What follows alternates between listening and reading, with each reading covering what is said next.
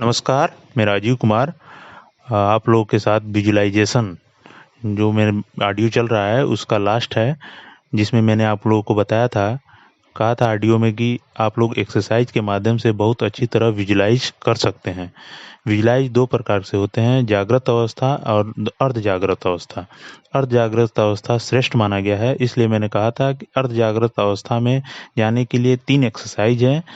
पहला circle contraction, दूसरा relaxin और तीसरा स्ट्रेच एंड रिलीज, जिसमें पहला बहुत बढ़िया है जिसे आप लोग आसानी से कर सकते हैं। हम बात करेंगे सर्कल कॉन्ट्रैक्शन पर। आप इस ऑडियो को 2-3 बार ध्यान से सुने। एक्सरसाइज करने की में आसानी होगी। जितने ध्यान से आप सुनेंगे उतने एक्सरसाइज करने में आसानी होगी और अच्छा लगेगा आपको। मेरे ऑडियो में एक सर्कल का चित्र दिख रहा होगा। यह वृत्त गोला है जिसके मध्य बिंदु में से लेकर बड़ा वृत्त बनाएं। यह वृत्त एकाग्रता के लिए है। आप अपनी एक्सरसाइज के लिए इसकी बड़े आकार की फोटो कॉपी करवा सकते हैं और इसे बड़े कागज को एक मोटे कार्ड बोर्ड पर चिपका दें। अब किसी शांत स्थान का चयन करें और आराम से कुर्सी, सोफे, जमीन पर बैठ जाएं। रीढ़ की हड्डी सीधी रहे। इस तरह बैठें कि शरीर को बहुत अधिक खींचकर या तान कर बैठने की आवश्यकता नहीं है, किंतु शरीर सीधा रहे। इस ढंग से आराम से बैठें। कंट्रैक्शन सर्कल के कार्डबोर्ड को अपने सामने 2-2.5 फुट की अंतर से दीवार पर ढंग से लगाएं कि यह आपकी आंखों के सीधे सामने रहने की अपेक्षा 5-6 इंच ऊंचा रहे। अब चेहरा सीधा रखें, मात्र नज़र को जरा ऊपर उठाएं और उन्हें सामने रखे हुए सर्कल के मध्य बिंदु पर स्थिर करें। पलक झपके बगैर, याद रहे, पलक झपके बगैर करें। ध्यान लगाकर इसी बिंदु को देखा करें, बस देखा करें। यह कुछ नहीं करने की एक्सरसाइज है, अतः दूसरा और कुछ करने की आवश्यकता नहीं है। केवल वृत्त के मध्य बिंदु को देखते रहना है। जो विचार आते हैं उन्हें आने दें। वृत्त के ऊपर आपकी एकाग्रता जैसे जैसे बढ़ती जाएगी वैसे वैसे विचारों की संख्या भी कम होती जाएगी। इसके बावजूद भी यदि विचार आते हैं तो कोई बात नहीं।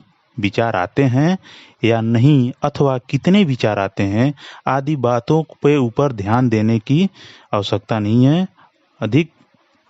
अधिक विचार आएंगे, इसलिए विचारों पर ध्यान दिए बगैर वृत्त के मध्य बिंदु या केंद्र बिंदु के साथ एकाग्र हो जाएं।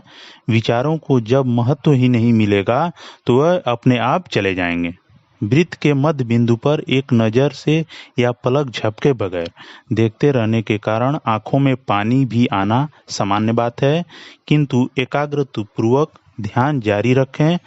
पलक झपके बगैर देखा करें।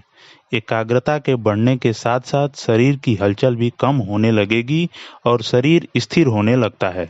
श्वास के साथ साथ लय भी आने लगती है।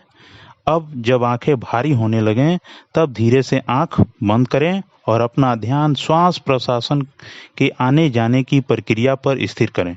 धीमे धीमे गहरे या लंबे श्वास लेने की आवश्यकता नहीं है। श्वास बिल्कुल स्वाभाविक ढंग से चलने दें। केवल इस बात का ध्यान रखें कि सांस किस तरह चल रही है। सांस लेते समय और छोड़ते समय नथुनों और श्वास नलिकाओं में कैसा अनुभव होता है, इसका अनुभव करें। केवल सांस पर ही ध्यान रखें। अब धीरे धीरे शरीर शिथिल होता जाएगा, मन अधिक शांत होता जाएगा और भी थोड़ी देर तक सांस के ऊपर ध्यान दें, जिससे शरीर, मन और सांस इन तीनों के बीच एक सूत्रता बनती जाएगी। लय अपने आप सधते जाएंगी।